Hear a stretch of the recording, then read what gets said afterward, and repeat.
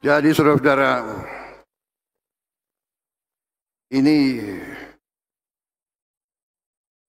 saya sampai cari-cari mazhab bisnis apa, mazhab ekonomi apa ini. Produsen kelapa sawit terbesar di dunia, tapi di negara sendiri minyak goreng hilang. Ini adalah menurut saya kurang ajar.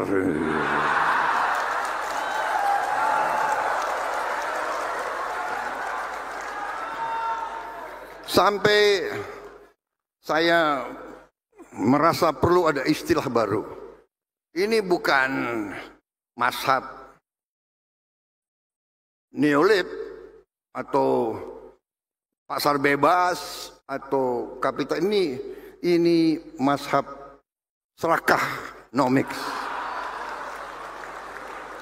Serakah nomics. Tolong kawan-kawan kita yang di universitas itu, yang pinter-pinter, tolong buka bidang studi serakah nomics.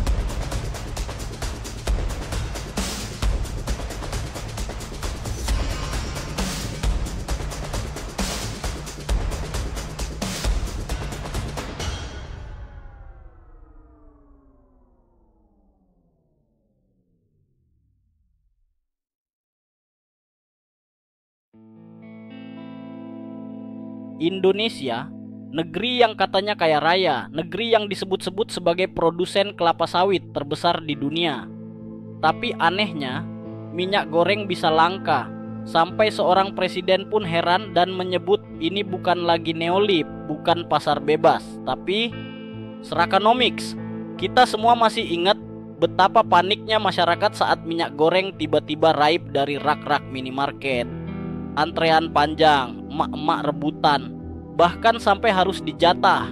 Semua itu terjadi bukan karena gagal panen, bukan karena krisis global, tapi karena permainan kotor di belakang layar. Dan sekarang Presiden Prabowo Subianto angkat bicara. Di hadapan publik, beliau menyampaikan kekecewaannya dengan kata yang kuat. Kurang ajar, katanya. Iya, kurang ajar. Karena memang itulah kata yang paling tepat untuk menggambarkan ketidakadilan yang terjadi di negeri ini. Kita produsen kelapa sawit terbesar, tapi minyak goreng hilang dari pasaran. Rakyat sengsara, tapi segelintir orang pesta pora dengan keuntungan hasil penimbunan. Prabowo mengingatkan kita kembali pada pasal 33 UUD 1945 tentang ekonomi yang seharusnya dibangun atas asas kekeluargaan, tentang penguasaan cabang-cabang produksi penting oleh negara untuk hajat hidup orang banyak.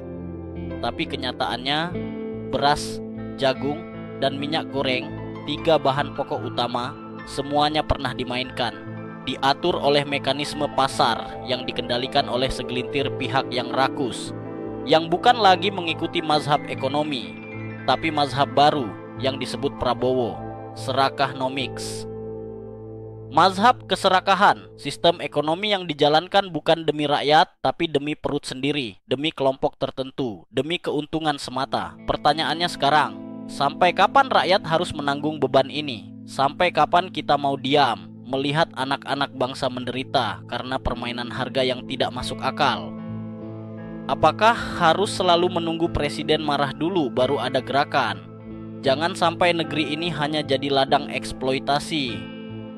Jangan sampai hasil kekayaan alam kita malah lebih dinikmati oleh oknum, bukan oleh rakyat yang berhak. Presiden Prabowo sudah menyuarakan kegelisahan itu.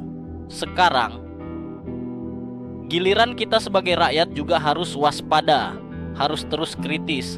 Jangan mudah puas hanya dengan kata-kata, karena pengawasan paling kuat bukan datang dari atas, tapi dari bawah, dari kita. Kalau kamu juga merasa marah dan muak dengan Serakahnomics, kalau kamu juga ingin Indonesia jadi lebih adil untuk semua, jangan diam, tekan tombol subscribe, nyalakan loncengnya, dan bantu kami terus menyuarakan kebenaran.